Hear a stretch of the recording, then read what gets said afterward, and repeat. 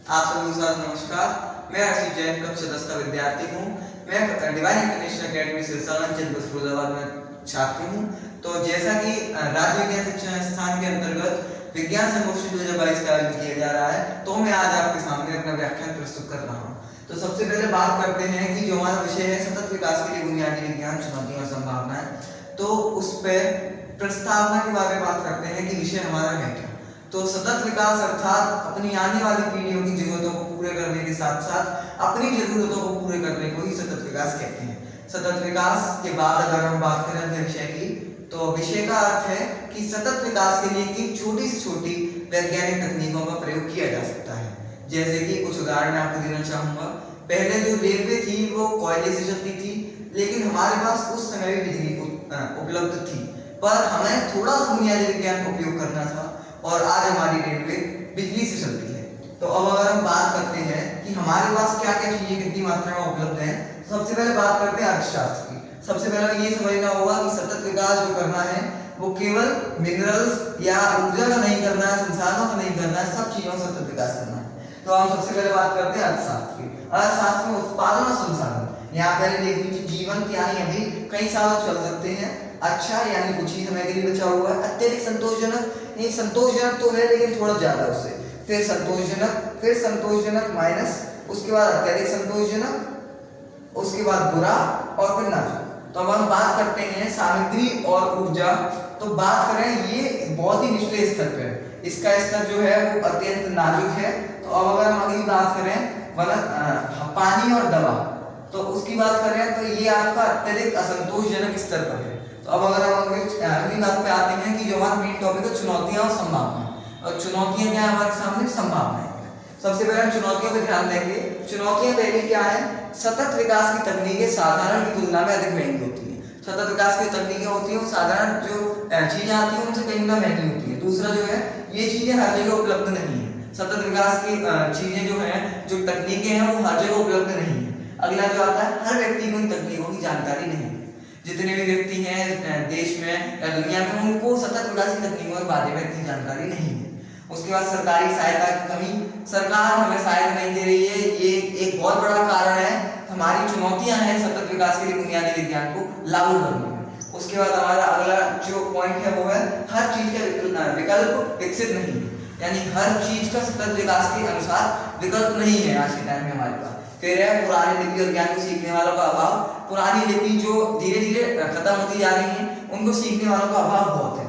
फिर आता है जैविक दवाइयों की कीमत अधिक होती है एवं पैदावार भी कम होती है। अब आते हैं खेती पे, तो जैविक दवाइयों की जो पैदावार होती है वो कम होती है और पैसा भी इसमें ज्यादा लगता है। अब आते हैं संभावनाएं क्या हो सकती हैं।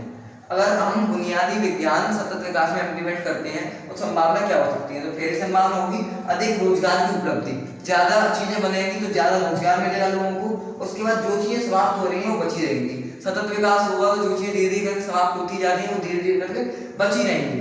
हर चीज का एक विकल्प मिलेगा, हर चीज जैसे एसी चल रहे हैं आज, अलग अलग फ्रिज चल रहे हैं, उनका एक विकल्प मिलेगा हमें। फिर मानव जीवन धरती पर अधिक समय तक टिका रहेगा। मानव जीवन जो आज हम लोग मार्स में जाने की बातें कर रहे हैं, मानव जीवन धरती पर ही टिका रहेगा। सतत विकास में बुनियादी विज्ञान को लागू किया गया तो मानव जीवन जो है वो धरती पर अधिक समय के लिए टिका रहेगा। अधिक ज्ञान का भंडारण होगा हमारे पास। उसके अलावा टॉपिक है पुरानी पद्धति और ज्ञान का भंडार। जैसे कि हमने पिछली बार पढ़ा था, पिछली चुनौतियों में देखा था कि पुरानी लिपि और ज्ञान को सीखने वालों का अभाव है। तो पुराना लिपि और ज्ञान का भंडारण हो पाएगा और वो बचा रहेगा कई समय तक। अधिक समय तक मिट्टी की उर्वरकता बनी रहेगी। खेती और फिर से आते हैं संभावनाओं में, तो मिट्टी की उर्वरकता जो है वो बनी रहेगी। अब ये इसके बाद आते हैं मेरे द्वारा किए गए प्रयोगों पे। तो मैंने जो प्रयोग किया है वो है जैविक कीटनाशक एवं खरपतवार नाशक यंत्र। इसमें सतत विकास जो इसमें सरल दवाई यंत्र छिड़काव यंत्र है, इसमें जैविक दवाई रहती है। जैविक दवाई अर्थात जैसे मैंने दो तरीके भी अपने किसान भाइयों को बताए। जैसे पहला तरीके में नीम की पत्तियों को पानी में भगोनी में उबालना है, जब तक उबालना है जब तक वो पानी आधा ना रह जाए। उसका दूसरा तरीका है मठा जो होता है उसको 10-15 मिनट के लिए मटके भर के रख देना है, जिससे जो मठा होगा वो फर्मेंट हो जाएगा। उसके बाद वो जो है पेस्टिसाइड की तरह काम करेगा, कीटनाशक की तरह काम करेगा हमारी खेती में। अब बात करते हैं सतत विकास के बारे में। हमने इतना कुछ जाना, उसमें बुनियादी विज्ञान के बारे में इतना कुछ जाना, तो बुनियादी विज्ञान सतत विकास में किस प्रकार आज तक लागू हुआ है उसके कुछ उदाहरणों को देखते हैं। तो अब हम उदाहरणों पे आते हैं। तो पहला है प्लास्टिक से पेट्रोल।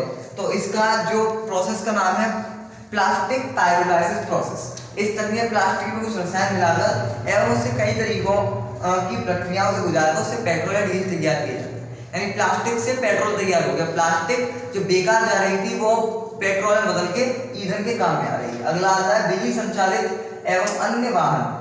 इस प्रक्रिया में पेट्रोल या डीजल की जगह बिजली का प्रयोग होता है। जितने वाहन होते हैं, टेस्ला कंपनी है वो इलेक्ट्रिक व्हीकल्स पे काम कर रही है, तो इसमें जो है बिजली संचालित वाहन जो बन रहे हैं उससे पेट्रोल की बचत हुई, सतत विकास हो रहा है।